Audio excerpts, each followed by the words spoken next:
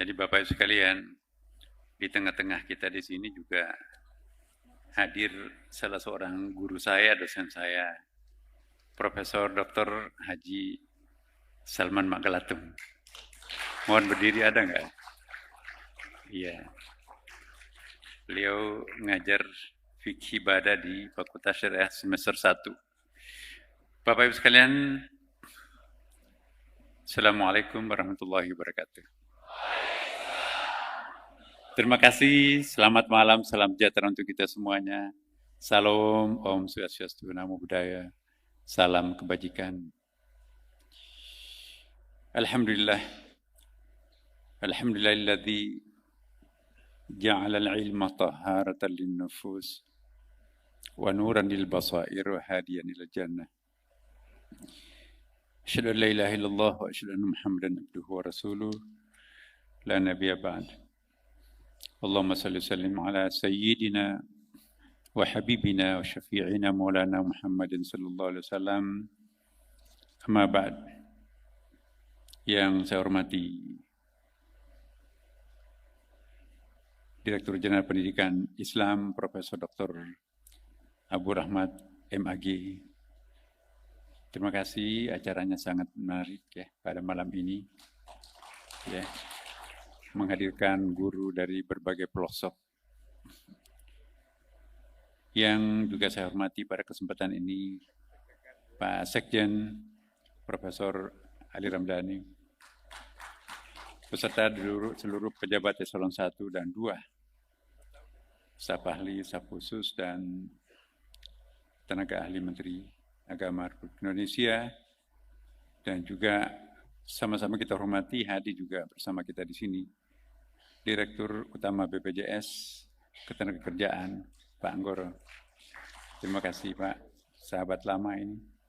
Kemudian Direktur Guru dan Tenaga Kependidikan Madrasah Adinda Dr. Tobib Asyar MSI.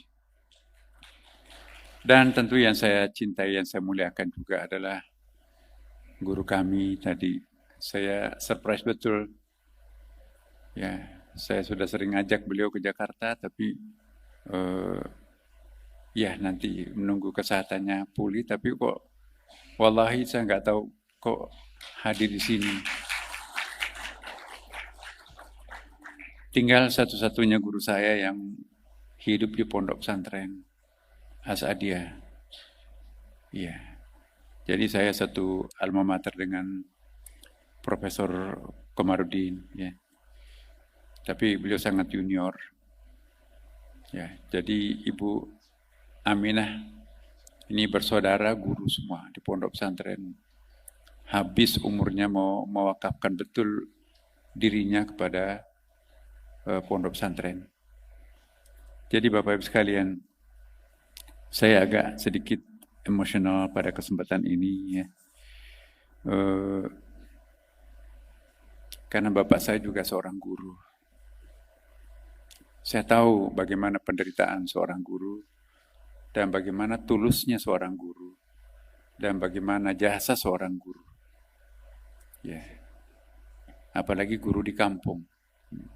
Merangkap sebagai bapak saya satu desa di situ mungkin jarang orang bisa nulis. Tapi masyarakatnya perantau, jadi Pak, tolong dibikinkan surat untuk anak saya. Ya, datang balasan suratnya, bapak saya bacakan. Tolong dibacakan apa isi suratnya. Jadi itulah seorang guru, bapak saya, mengajar kelas 1 sampai kelas 6 sendirian. Lebih 100 murid, karena pada waktu itu DITI yang sangat berkecamuk di tempat saya, sehingga seperti itu kan cukur. Dia juga membersihkan sekolah, dia mengurus sekolah, dan dia kepala sekolah, dia juga pembantu sekolah. Dan dari situ juga saya berada. Ya. Jadi guru itu betul-betul adalah seperti bahasa Sanskerta itu sendiri, ya kan? Bahasa Hindu itu sebetulnya. Guru itu berasal dari 2 akar kata. Gu artinya kegelapan, Ru artinya obor. Jadi guru adalah obor yang menerangi kegelapan. Bukanlah seorang guru kalau tidak mampu membawa cahaya di dalam benak dan pikiran seorang anak didik. Nah, untuk itu tidak semua pendidik, apalagi pengajar itu bisa disebut guru. Dalam agama Hindu, guru itu melalui tahapan yang luar biasa. Bukan hanya pendidikan formal, tetapi juga melalui proses kontemplasi yang sangat dalam. Maka itu guru itu biasa disebut dengan istilahnya rezi. Ya, rezi itu semacam pendeta, pastor, atau kalau bahasa Arabnya itu syekh, atau mursyid lah mungkin. Ya, jadi guru itu bahasa spiritual sebetulnya. Itu bukan bahasa populer biasa. Itu bahasa tasawuf tuh. Kalau diterjemahkan ke dalam bahasa Arab itu mursyid. Dari akar kata rasyada, petunjuk. Mursyidon, pembawa petunjuk. Jadi kalau petunjuk itu dari Tuhan, maka itu disebut hidayah. Kalau petunjuk itu dari manusia, disebut dengan irsyad. Kalau orang sebagai petunjuk, maka itu disebut dengan mursyid. Tapi kalau Tuhan yang Maha Penunjuk, maka itu disebut al-hadi. Jadi guru itu bukan predikat biasa. Maka itu saya mohon kepada kita semuanya yang berpredikat sebagai guru, jadilah guru yang sesungguhnya. Guru itu bukan pengajar. Guru itu bukan pendidik. Guru adalah mengajar dengan rasa. Guru itu penyambung lidah antara Tuhan dengan anak didiknya. Itu disebut mursyid. Karena itu hari guru ini saya ingin menghimbau kepada kita semuanya. Saya juga profesinya guru, dosennya. Jadi seorang guru itu bukan hanya berfungsi untuk mentransformasikan pengetahuan, kecerdasan, keterampilannya kepada murid. Tetapi ada proses consecration, consecration itu. Tabarruk ya, pemberkahan. Pembaptisan ya, kalau dalam agama Kristen. Guru itu adalah juru baptis. Bagaimana mendoktrin anak itu, ya, mempertahankan jati dirinya, citra dirinya, kesucian dirinya, fitrahnya. Itulah seorang guru. Jadi tidak semua pendidik, tidak semua pengajar itu guru. Guru itu makamnya lebih tinggi dari itu. Jadi Bapak Ibu sekalian, seorang guru haruslah mengajar dengan bukan hanya rasio, tapi juga dengan rasa. Mengajar dengan rasa. Ya, itulah yang sangat berat. Kullu ma kharaja minal qalb waqa'a fil qalb. Segala sesuatu yang keluar dari lubuk hati yang paling dalam, itulah nanti yang akan mendarat di dalam lubuk hati sang murid. Jadi seorang guru tidak boleh mengajarkan ilmu sebelum melakukan proses pembatinan terhadap materi ilmu yang akan diajarkan. Persiapan mengajar seorang guru, seorang mursyid, bukan hanya ditulis di laptop, ketik, ini besok, ini materinya, ini pertanyaannya, ini PR-nya, ini evaluasinya. Tetapi persiapan mengajar seorang guru, ya seorang mursyid, salat tahajud di tengah malam. Ya Allah, besok saya akan mengajar kitabut taharah atau matematik. Berikanlah, bukakanlah ya jendela hatinya anak-anak murid saya. Sebelum pergi ke sekolah, salat duha, salat tahajud lagi di situ. Ya Allah, sebentar lagi saya akan mengajar. Sebelum masuk di pintu, dia baca surah Al-Fatihah, pembuka. Sebelum mulai mengajar, anak-anak, mari kita berdoa bersama. Berapa kali tuh tahapan-tahapan berdoa. Maka itu berkah. Guru-guru kita dulu nggak pakai laptop. Ibu Aminah nggak pakai laptop. Tapi menggores di batin. Ya. Nah inilah saya ingin mengingatkan kepada para guru bahwa kesuksesan para guru tidak diukur dapat penghargaan seperti tadi. Tidak juga diukur berhasilnya kita menunaikan paket yang kita ajarkan. Tapi seorang guru ukurannya adalah seberapa besar kita mampu mentransformasikan kearifan itu kepada anak-anak didik kita. Nah inilah tugas seorang guru, apalagi guru madrasah. Ya, saya sering membahasa populerkan apa perbedaan sekolah dengan madrasah. Kok kenapa di sana pakai sekolah, kalau di sini madrasah? Kalau sekolah, tempat untuk mencari ilmunya guru. Tapi kalau madrasah, tempat untuk mencari ilmunya Tuhan. Cara memperoleh ilmunya guru, hafal, ya buka laptop, dibantu oleh Google dan seterusnya. Udah Pak, sudah selesai. Cum laude tuh. Tapi kadang-kadang makin pintar makin kurang ajar. Ya. Ini autokritik kita sebagai seorang guru.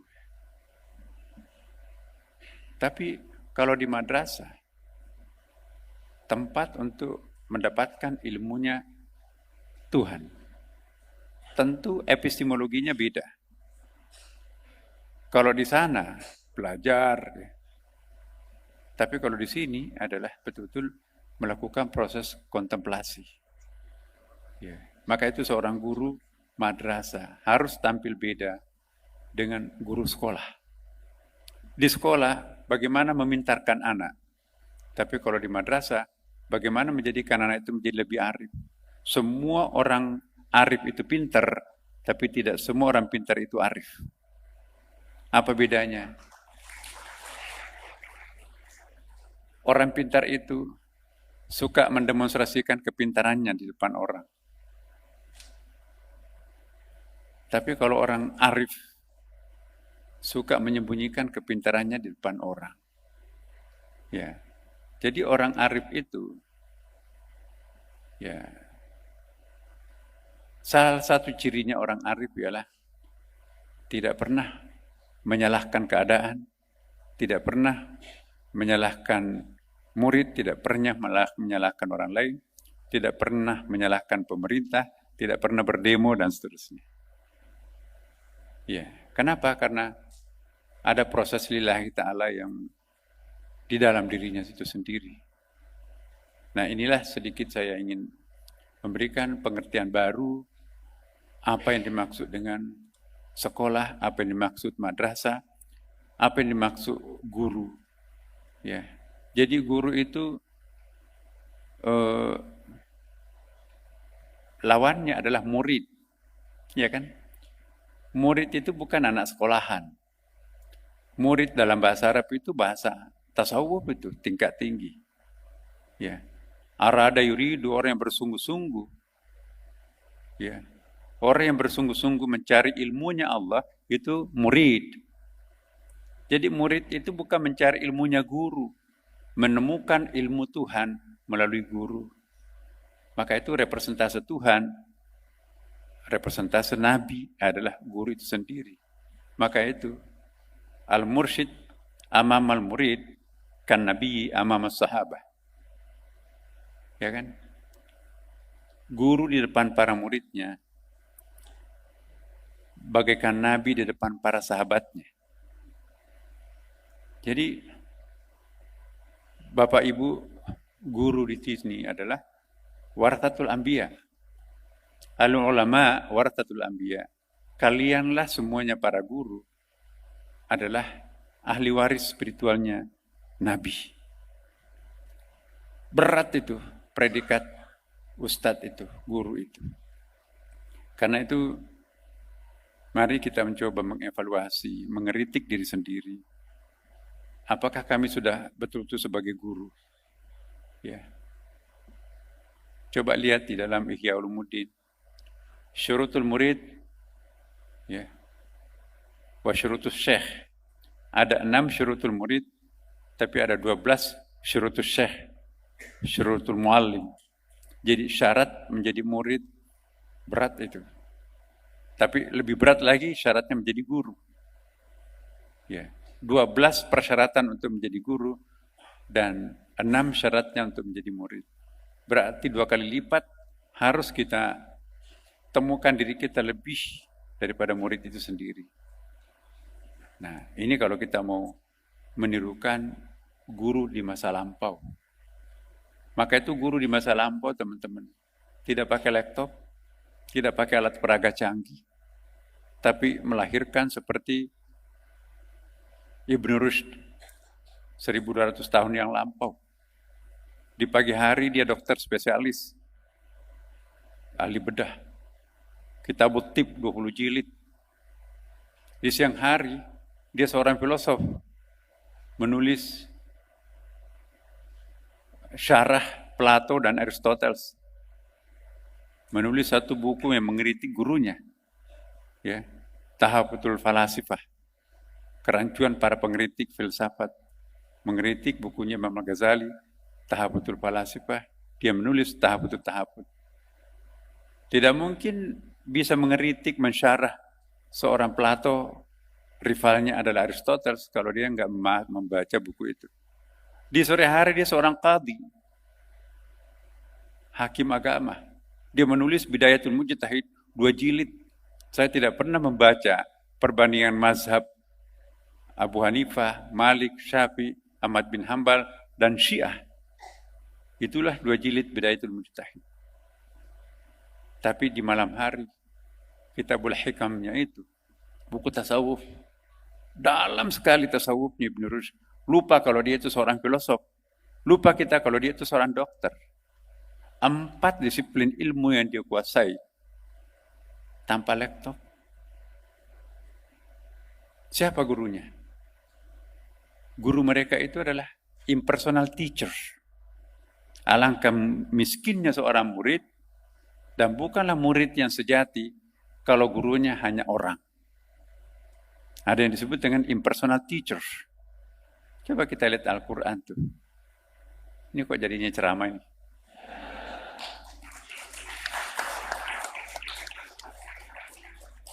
Butuh sambutan atau saya lanjutkan? Sambutan ya. Kalau gitu kita nggak usah lanjutkan yang tadi itu. Jadi coba kita lihat. Alangkah miskinnya seorang murid kalau gurunya hanya orang. Wa ulimna mantaqat tair, aku diajari oleh burung. Ya. Nabi Musa diajari oleh pohon. Ya. Idh qalatin namlah udkhulu masakinah. Jadi banyak ayat yang mengisyaratkan kita bahwa guru itu not only the persons, impersonal lecture, impersonal teachers itu. Dan yang paling menarik lagi, dalam kitab-kitab misalnya Jami' Karamatul Aulia, itu 2 jilid juga, Syekh Nabhani, Yusuf Nabhani. Alangkah miskinnya seorang murid kalau gurunya hanya orang hidup. Loh.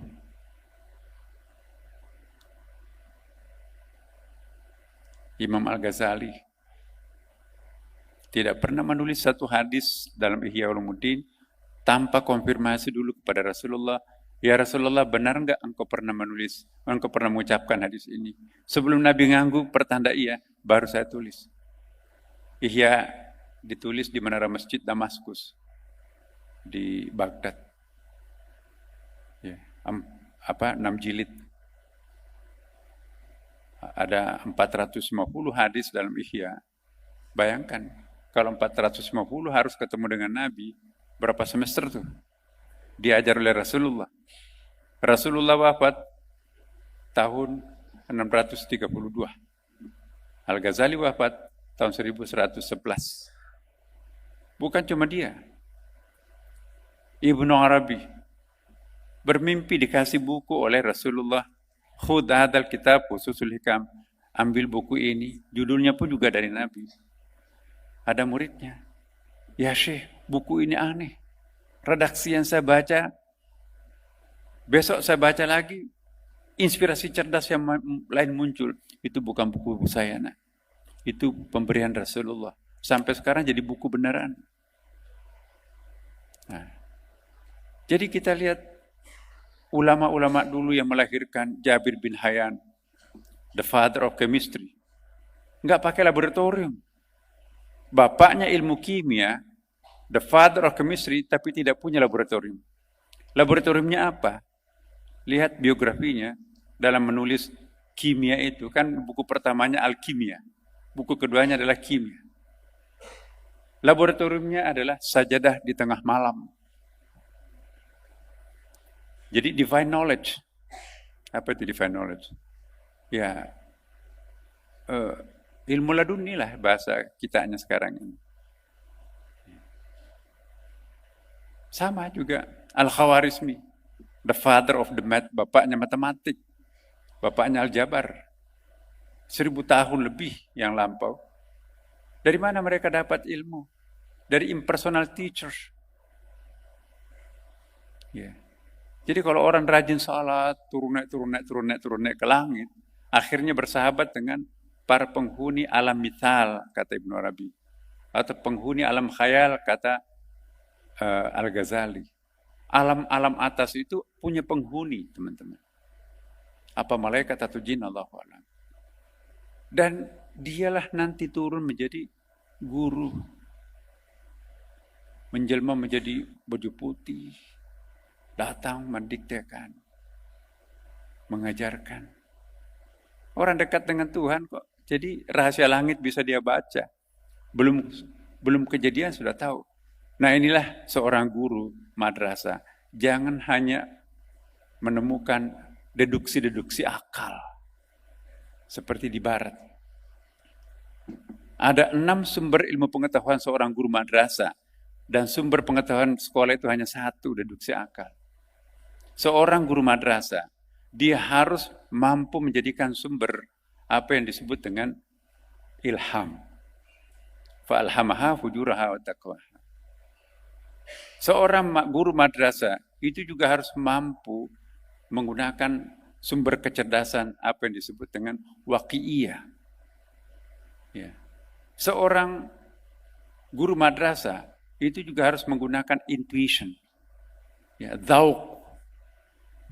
Nah, dan juga seorang guru madrasah harus mampu juga menggunakan sumber kecerdasan yang disebut dengan mimpi. Kok mimpi? Ini salah satu kesombongan intelektual masyarakat modern, meminggirkan mimpi. Guru madrasah harus percaya kepada mimpi. Mimpi itu adalah sarana divine knowledge. Mimpi itu ada 5 macam dalam Quran. Ada al-hilmun, mimpi bahasa itulah kayak itu. Ya batagul hilm. Ada mimpi yang disebut manamat.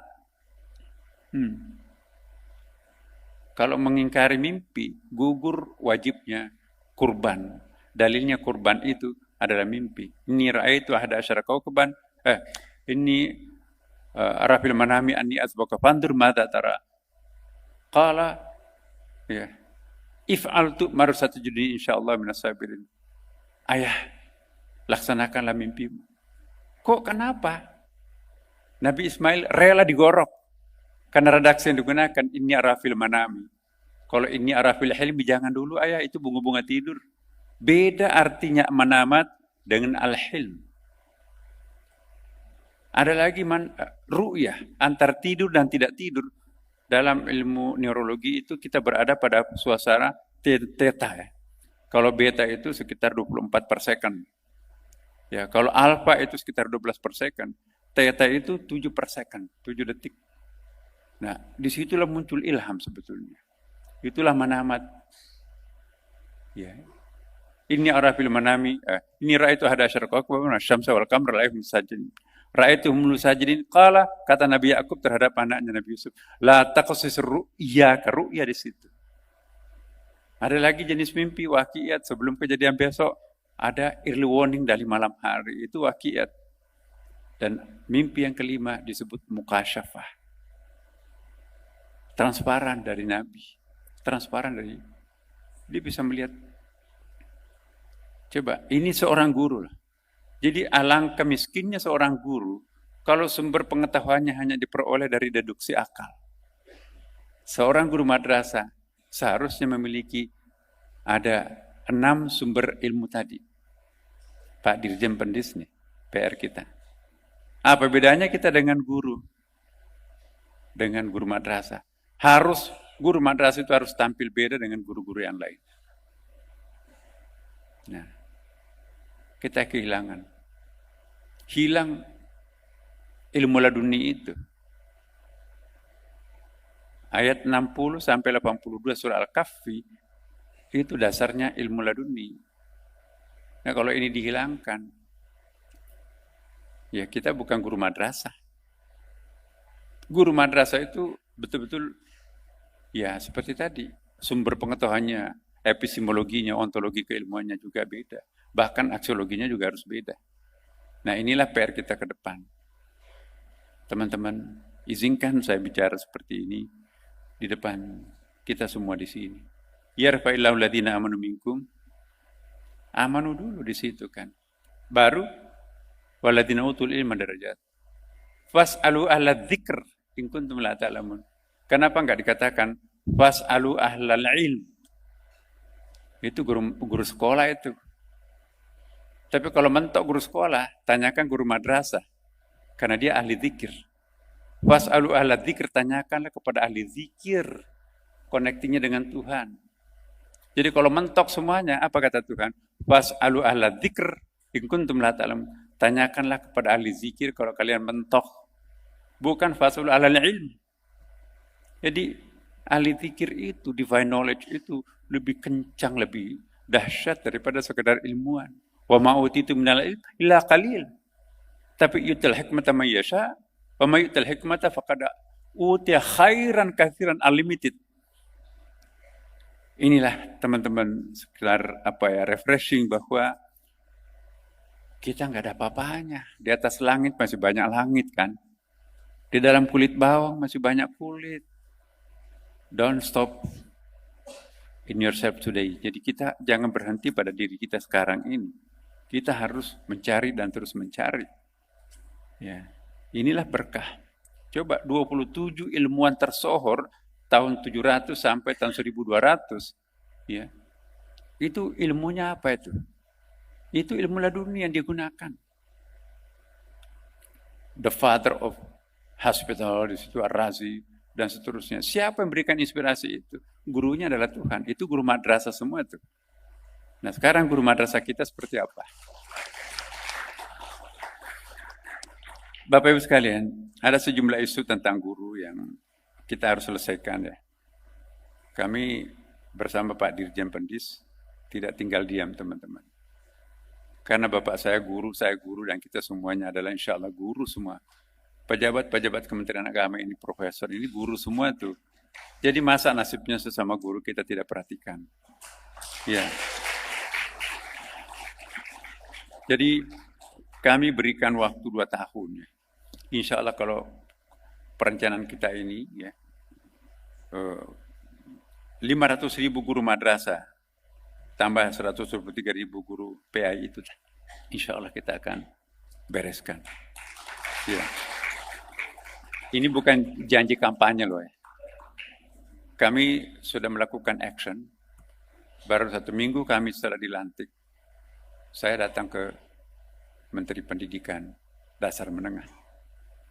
Ya, bagi-bagi dong uangnya, masa kamu banjir uang, kami miskin. Ya. Sama-sama anak bangsa. Di sebelah itu, tanahnya dibelikan negara, sekolahnya dibangunkan negara, perpustakaannya dibangunkan negara, gurunya digaji oleh negara, buku-bukunya semua dibelikan oleh negara, laboratoriumnya dibelikan oleh negara. Tapi di sebelah sini, ketua yayasan, bocor, dan sama-sama anak bangsa. Kok kenapa ada hal seperti ini terjadi? Nah, ke depan tentu kita akan menjembatani. Jangan ada jarak antara sekolah dengan madrasah.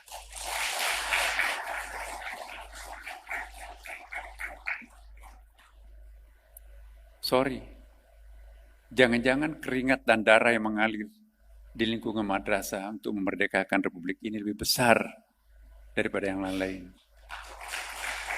Tapi kenapa harus yang jadi penonton?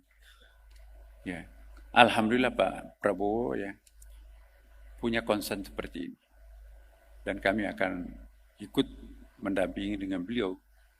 Ya, jadi saya ke Dikdasmen. Insya Allah, jadi kami sudah komitmen. Insya Allah sebagian akan kita bebankan pendanaannya kepada Dikdasmen. Di sana kelebihan uang. Di samping itu juga kami akan mendesak Kementerian Keuangan. Sisanya lagi kurang lebih berapa itu Pak Dirjen.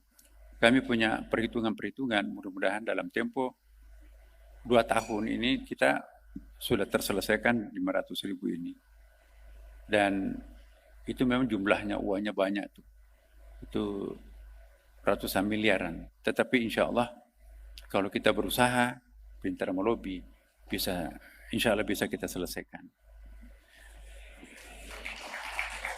Kemudian Bapak Ibu sekalian, tentu kita harus juga melakukan pendekatan kepada stakeholders kita seperti Komisi 8 DPR, Bappenas, Kementerian Keuangan, dan kementerian lembaga yang lain. Ya.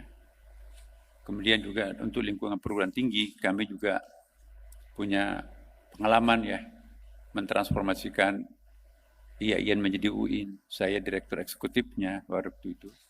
Jadi kami tahu bagaimana merintis, meminjam uang dari luar, IDB dan seterusnya.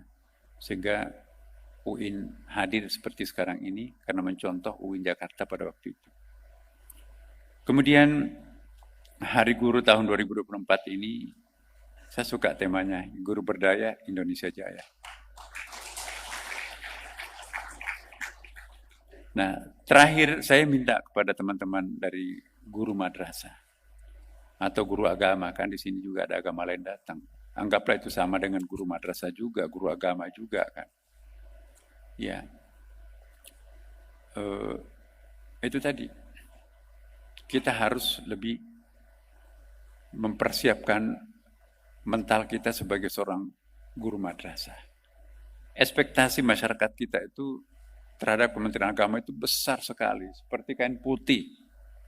Jadi setetes noda di situ akan sangat norak kelihatan.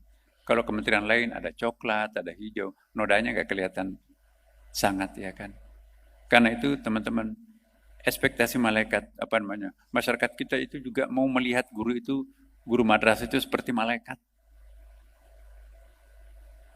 Kiai-kiai itu harus seperti malaikat. Pondok pesantren harus seperti surga. Tidak boleh dinodai dengan kejahatan seksual dan sebagainya. Padahal penghuninya juga manusia biasa kan, bukan malaikat. Ya. Nah itulah satu tanda. 1, 2, 3, tapi di blow up. Itu isunya sangat besar. Karena itu saya mohon kepada guru-guru madrasah, mari memelihara identitas kita sebagai guru agama. Sebab kapan kita menjadi isu itu luar biasa. Media itu akan memblow up. Ya, itulah konsekuensinya menjadi guru madrasah. Dan saya mohon juga kepada teman-teman semuanya, ya, belajarlah kepada pengalaman para guru-guru kita terdahulu. Ya. Metodologi, ya. Mari kita ingat apa yang dikatakan oleh Imam Syafi'i, al-ilmu nurun wa nurullah la yahdi asim. Ya. Syakautu ila waki'in su'i hifti, aku curhat kepada guruku namanya Waki. Jadi kalau Imam Syafi'i itu kan sangat sopan orangnya. Tidak pernah menyebutkan nama gurunya langsung, kecuali guru impersonalnya tadi itu. Jadi kalau Imam Syafi'i menyebutkan guru tanpa bin, itu guru spiritual yang sudah wafat. Aku curhat kepada mereka, kepada dia, Al-Waqi, tentang lemahnya hafalan saya, lambat untuk dihafal tapi cepat kabur. Fa arsyadani an tarkil ma'asi, lalu aku dinasihati, tinggalkan semua dosanya. Al-ilmu nurun, ilmu itu cahaya, wa nurullah la yuhdalil asi. Dan ilmu itu tidak akan masuk ke dalam hati yang kabur karena dosa. Nah, jadilah guru. Gu artinya obor, kegelapan, ru artinya obor. Guru obor yang mengusir kegelapan muridnya. Inilah harapan kami kepada kawan-kawan seperjuangan semuanya. Kalian adalah kami, dan kami juga adalah kalian. Jadi kita nggak ada bedanya. Kami akan menjadi pendengar aktif terhadap keluhan para guru. Sebab tidak mungkin Indonesia bisa bersaing dengan negara lain kalau gurunya lemah. Nah, untuk memperkuat guru ini perlu energi dan perlu, saya tahu apa kekurangan, apa kelemahan Bapak Ibu sekalian. Tetapi juga ada statistik. Saya suka membaca statistik. Ya. Undang-undang kita memberikan 20% kepada lembaga pendidikan. Tetapi ada temuan, ternyata tidak berbanding lurus antara kenaikan kesejahteraan para guru dengan mutu pendidikan kita. Artinya apa? Ya, kesejahteraannya naik, tetapi kualitas murid kita tidak berkontribusi secara berbanding lurus. Ini data-data statistik yang menemukan seperti itu. Seharusnya makin tinggi tingkat kesejahteraan seorang guru, maka mutu pendidikan itu pun juga akan semakin bertambah naik. Tapi ternyata tidak berbanding lurus. Ini autokritik buat kita semuanya. Mungkin bukan guru madrasah, tapi insya Allah guru madrasah, ya sedikit tapi bisa cukup. Qanaahnya itu. Coba bayangkan teman-teman. Belanja negara untuk sekolah sekian, tapi belanja negara untuk madrasah dan pesantren hanya sekian, tetapi mampu mempersembahkan mutu yang luar biasa. Itu miracle itu. Jadi ini juga suatu alasan ya, bahwa ternyata tidak semuanya ditentukan oleh uang. Yang menentukan siapa? Ya, Tuhan. Kita hanya sederhana, tapi mampu melahirkan insan cendekia. Tak tertandingi per hari ini ya kan Pak Dirjen. Ya. Jadi inilah harapan kami dari lubuk hati saya yang paling dalam. Mohon maaf saya nggak baca sambutan. Ya, tapi mudah-mudahan ini menjadi bekal untuk kita semuanya. Mari kita membuka lembaran baru kita sebagai guru yang sejati, guru madrasah yang sejati, dan insya Allah yarfa'illahu alladhina amanu minkum walladzina utul ilma darajat. Tidak mungkin Tuhan akan menyia-nyiakan seorang guru sejati. Peganglah itu. Demikian, wallahul muwaffiq ila aqwamit thariq. Wassalamualaikum warahmatullahi wabarakatuh.